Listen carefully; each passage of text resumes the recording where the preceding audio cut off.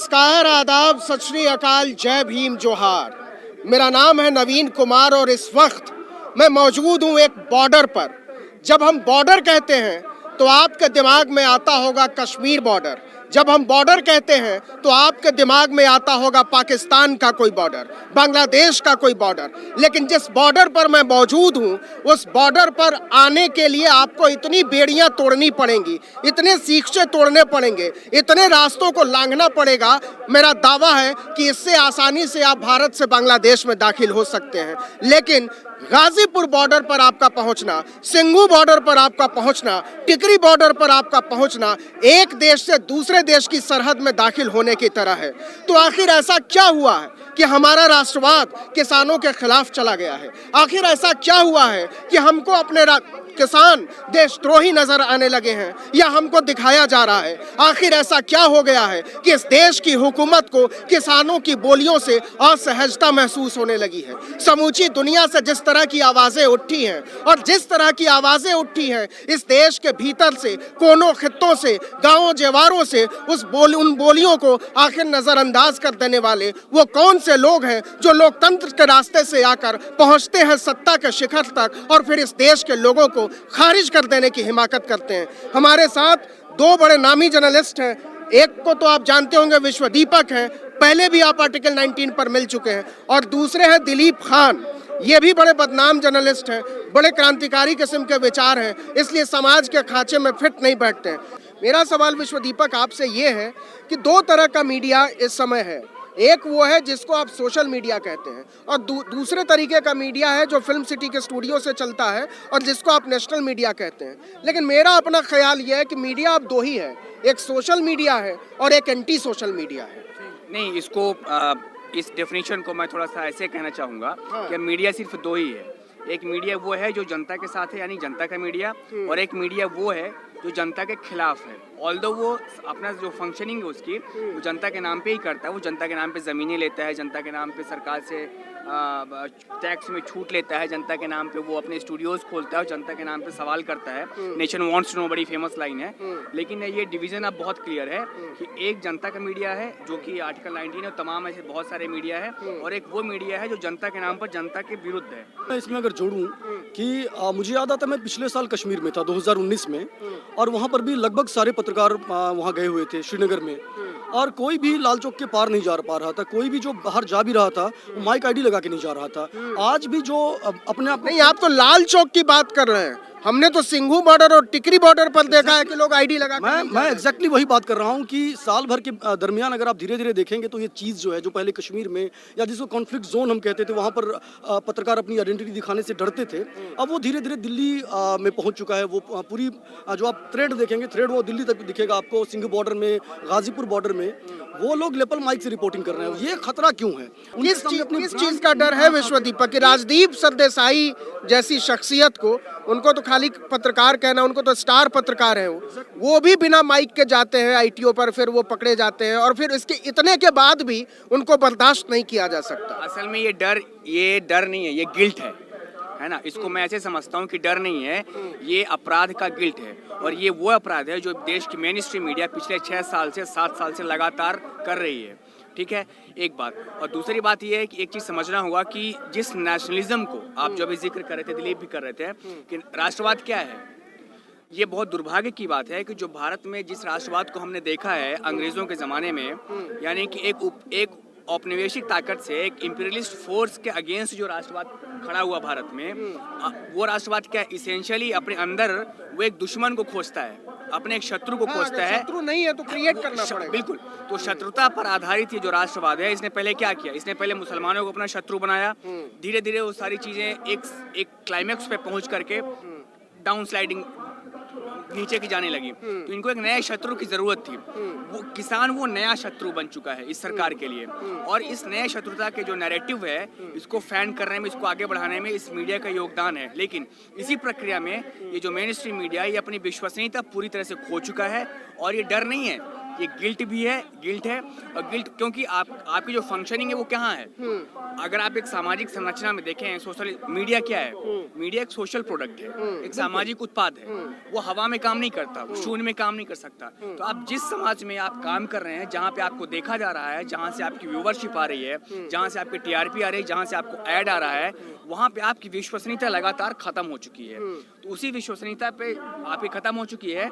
केवल खेती किसानी या किसी उत्पाद की कीमत की बात नहीं है, नौजवानों को भी जिस तरीके से टारगेट किया गया है, जिस तरीके से बेरोजगारों को टारगेट किया गया है, आज से ठीक 1 साल पहले जिस तरीके से मुसलमानों को टारगेट किया गया है और जिस तरीके से लड़कियों को टारगेट किया गया है, अभी भी एक लड़की 1 महीने से नवदीप कौर जेल में बंद है। हम क्या मान सकते हैं कि इस देश का मेन स्ट्रीम मीडिया फैनेटिक हो गया है और इस देश के डेमोक्रेटिक एग्जिस्टेंस के लिए खतरनाक हो गया है। रिपोर्टर्स विदाउट बॉर्डर्स ने जब 2 साल पहले अपनी इंडेक्स जारी की थी, जो हर साल जारी करता है, उसमें ये कहा गया था कि इंडियन मीडिया का जब सूचकांक में इंडेक्स में नीचे गिरा था भारतीय मीडिया का स्थान, उसमें एक बहुत स्पष्ट तौर पर ये कमेंट किया गया था कि इंडियन मीडिया जो है वो मोदीज हिंदू नेशनलिज्म, और वो हिंदू नेशनलिज्म जो है सिर्फ नेशनलिज्म वर्ड नहीं था, हिंदू नेशनलिज्म, और उसको ओढ़ रखा है सारे मीडिया हाउसेस ने। और ये लगातार वो फैनेटिज्म आप देखेंगे कम से कम पिछले 5 साल से 6 साल से 2015 ऑनवर्ड्स अगर आप देखेंगे तो वो बहुत साफ तौर पे न्यूज़ रूम में, खास करके टेलीविजन मीडिया में और अखबारों में भी, और हिंदी मीडिया में खास करके हिंदी अखबार में वो चीज़ें दिखने लगी है। ये जो आप बात करें, जो जिसकी तरफ विश्वदीपक बात कर रहे थे कि फार्मर्स के अगेंस्ट हो जाना, या आप करें कॉर्पोरेट के साथ खड़ा हो जाना, किसान युवाओं के खिलाफ खड़ा हो जाना, ये खड़ा हो जाना सिर्फ ऐसा नहीं है कि उस मीडिया में जो जेन्युइन पत्रकार हैं, जो पत्रकारिता कर रहे थे, जैसे आप कर रहे थे, ये कर रहे थे, मैं कर रहा था, वो सारे लोग संघर्ष तो कर रहे हैं अभी भी। और जिसकी आप गिल्ट की तरफ इशारा कर रहे थे, राजीव सरदेसाई हो या कोई भी हो, मैं नाम अभी नहीं ले रहा हूँ पार्टिकुलर किसी का, चिन्हित नहीं कर रहा हूँ, तो वो गिल्ट में तो रह भी रहे हैं, जिसको हम कॉग्निटिव डिसोनेंस कहते हैं थ्योरेटिकली। उस कॉग्निटिव डिसोनेंस से मुक्त होने की कोशिश करते हैं, लेकिन स्ट्रक्चरल प्रॉब्लम कहाँ है? स्ट्रक्चरल प्रॉब्लम है मीडिया ओनरशिप के पैटर्न में। मीडिया ओनरशिप पे कम से कम मैं 4 रिपोर्ट गिना सकता हूँ, जिस रिपोर्ट को भारत में लागू करने के लिए बड़ी बड़ी कमेटी बनी। Administrative staff college of India Hyderabad, paid news पर कमेटी बनी, भारतीय संसद की स्टैंडिंग कमेटी बनी, उससे पहले प्रेस काउंसिल ऑफ इंडिया की कमेटी की रिपोर्ट आई, उससे पहले उसके बाद TRAI की रिपोर्ट आई, 2 कंसल्टेंट पेपर आए। इन सब के बावजूद पार्लियामेंट्री स्टैंडिंग कमेटी में रिपोर्ट 290 पेज की है। उसके अलावा विधि आयोग की रिपोर्ट है, कॉम्पिटिटिव कमीशन ऑफ इंडिया की रिपोर्ट है। मैं गिना सकता हूँ कम से कम 10 बड़ी रिपोर्ट्स है, जिस रिपोर्ट्स को लागू करने के लिए इससे पहले जब बीजेपी की सरकार नहीं थी तो लगातार ये कहा जा रहा था कि हम जब सत्ता में आएंगे इन सारे इंप्लीमेंटेशन को, जो रिकमेंडेशन है, लागू करेंगे। आप लागू क्यों नहीं कर पा रहे हैं? आज की तारीख में हुआ क्या है? क्यों सारे मीडिया एक सुर में एक ही तरह की बात करने लगे हैं? क्योंकि सारे मीडिया का इंटरेस्ट, जो ओनरशिप पैटर्न है, ओनरशिप 4-5 लोगों के हाथ में है। अंबानी साहब का पैसा लगभग सारे चैनल में लगा हुआ है, जिन चैनलों में नहीं लगा हुआ था 2 साल 3 साल पहले तक, वहाँ भी उन्होंने निवेश कर लिया है। तो जब प्लुरलिटी, दिलीप जो बात कर रहे हैं उसको मैं साधारण शब्दों में आपको बता दूं कि ओनरशिप पैटर्न जो है वो बड़ी कमाल की चीज़ है। मतलब एक ही मालिक के हाथ में कोई बहुत बड़ा मीडिया ना रहे, ये डेमोक्रेसी के लिए ज़रूरी है। अगर मिसाल के तौर पर आप अमेरिका को देखें तो वॉशिंगटन पोस्ट जैसा अखबार जो है वो न्यूयॉर्क से नहीं निकल सकता, और न्यूयॉर्क टाइम्स जैसा अखबार जो है वो वॉशिंगटन से नहीं निकल सकता। लॉस एंजलिस टाइम्स ना वॉशिंगटन से निकल सकता है ना न्यूयॉर्क से निकल सकता है। ये व्यवस्था इसलिए की गई थी ताकि मीडिया पर किसी एक घराने का, किसी एक आदमी का इस तरीके से मालिकाना हक ना हो जाए कि वो पूरे डेमोक्रेटिक पैटर्न को चैलेंज करने लगे और उसको डिस्टॉर्ट करने लगे, उसको खंडित करने लगे। विश्वदीपक, आपसे जो मेरा सवाल है वो ये है कि जिस मीडिया पैटर्न की बात ये कह रहे थे, हम देख रहे हैं कि मीडिया का रोल क्या हो गया है, लेकिन दुनिया भर में जिस तरीके से आवाज़ें उठी हैं, इकोनॉमिस्ट के डेमोक्रेटिक इंडेक्स में हम 27वें नंबर से 53वें नंबर के देश में तब्दील हो चुके हैं। तो खतरा केवल कुछ लोगों पर नहीं है, खतरा पूरे एग्जिस्टेंस पर है, डेमोक्रेटिक एग्जिस्टेंस पर है। अगर हम नौजवान हैं तो हमारी सोच समझदारी पर है। हमारी यूनिवर्सिटी खत्म कर दी जाएगी, हमारे अस्पताल खत्म कर दिए जाएंगे, हमारा पूरा सिस्टम धराशायी हो चुका है। अभी 3 दिन पहले एक जज साहब ने कहा कि नरेंद्र मोदी इस देश के सबसे लोकप्रिय नेता हैं, वो सुप्रीम कोर्ट में बैठते हैं। 2 साल पहले उन्हीं जज साहब ने कहा था कि मोदी रोल मॉडल है और वो हीरो हैं। एक जज साहब ने इससे पहले भी कुछ और कहा था। तो पूरी तरीके से कॉन्स्टिट्यूशनल सिस्टम को ध्वस्त करके एक जो सिस्टम नया बनाया जा रहा है, उसमें जनता की और जनतंत्र की गुंजाइश कितनी बचती है?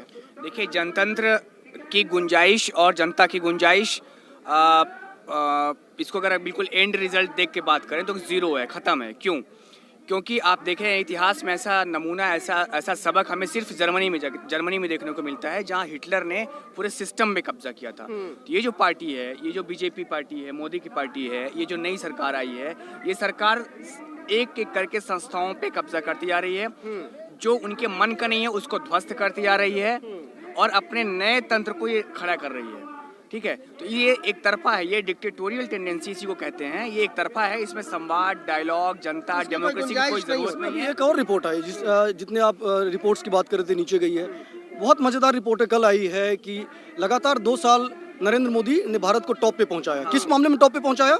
2020 में सबसे ज्यादा इंटरनेट बैन भारत में हुआ, 2021 में अभी कितने दिन हुए? 1 महीना हुआ है, हमें कोई अंतर ही नहीं महीना हुआ है, सबसे ज्यादा इंटरनेट भारत बंद कर चुका है। मोदी जी की रिजीम में अब ये ऐसी स्थिति आ गई है कि जहां पर जरा भी लोग बोलना शुरू करते हैं। इंटरनेट बैन का सीधा असर कहां पर पड़ रहा है? जिस मीडिया पर आप बात कर रहे थे, टेलीविजन मीडिया सैटेलाइट से चलता है। अभी जिस आप ऑल्टरनेटिव मीडिया और सोशल मीडिया की बात कर रहे थे, उसका सारा जो ऑपरेशनल पार्ट है वो इंटरनेट से चलता है। जो सिटीजन जर्नलिज्म इंटरनेट से चलता है। लोग यहाँ बैठ रहे हैं, फेसबुक पे लाइव कर रहे हैं, यूट्यूब पे लाइव कर रहे हैं, लोग एक दूसरे पे कमेंट कर रहे हैं, शेयर कर रहे हैं, और खबरों का जो फ्लो है वो इंटरनेट से बढ़ा है। जहाँ जहाँ प्रोटेस्ट हो रहा है वहाँ पर सरकार सबसे पहले यही काम करती है, इंटरनेट या तो स्लो कर दो, इंटरनेट या तो बंद कर दो। मेरा सवाल ये है कि जो मीडिया खड़ा हो रहा है उससे हम कितनी उम्मीद कर सकते हैं? उससे हम कितनी उम्मीद करें कि वो इस देश के गरीब आदमी की, पिछड़े की, दलित की, ईसाई की, अल्पसंख्यक की, मुसलमान पसमानदा की बात करेगा और डेमोक्रेसी में उसका कोई लाभ मिलेगा लॉन्ग टर्म में? देखिए, इसमें इस सवाल के दो सिरे हैं। एक सिरा बहुत ही मतलब उम्मीद देने वाला है, होप वाला है। वो ये है कि मैं जब अभी आ रहा था तो मैं कुछ लोगों से बात कर रहा था, तो मैंने पूछा कि आपको क्या लगता है, क्या चल रहा है, नहीं चल रहा है, या इंटरनेट बंद है? उन्होंने कहा कि हम इस चीज़ को अच्छे से समझते हैं कि ये सरकार हमारी आवाज़ को दबाने के लिए इंटरनेट को ये बंद करती है और सारा मीडिया इनके कब्जे में है। लेकिन इस चीज़ को हम समझने लगे हैं और इसको हम जब मौका आएगा उस वक्त हम अपनी इस भावना का इजहार करेंगे। कि अब सरकार के साथ साथ मीडिया के खिलाफ भी लोग लगातार नारे लगा रहे हैं, और ये इस आंदोलन में, किसान आंदोलन में, ये चीज़ बहुत प्रमुखता के साथ, इससे पहले जो नारे लगे हैं उससे कहीं ज़्यादा प्रमुखता के साथ बैनर्स लगे हैं, लोग नारे लगा रहे हैं और कहीं कहीं तो हूट कर रहे हैं कि आप सरकार से तो लड़ लेंगे, सरकारी मीडिया से कैसे लड़ेंगे? चुनौती ये भी है कि एक तरफ सरकारी किसान है और दूसरी तरफ आंदोलनकारी किसान है, लेकिन कहते हैं कि जब शोषण बढ़ता है तो लड़ाई के नए हथियार भी निकलते हैं, टूल भी निकलते हैं, और ये एक डेमोक्रेटिक प्रोसेस है, ये एक लोकतांत्रिक प्रक्रिया है कि खिलाफ हवाओं के सामने कुछ लोग खड़े होते हैं, कुछ नई परिस्थितियां बनती हैं, कुछ नए औजार बनते हैं, और उम्मीद उन्हीं औजारों, उन्हीं लोगों, उन्हीं परिस्थितियों और उन्हीं हालात से है। हमको निराश नहीं होना चाहिए। आर्टिकल 19 इंडिया में गाजीपुर बॉर्डर से इस वक्त के लिए इतना ही।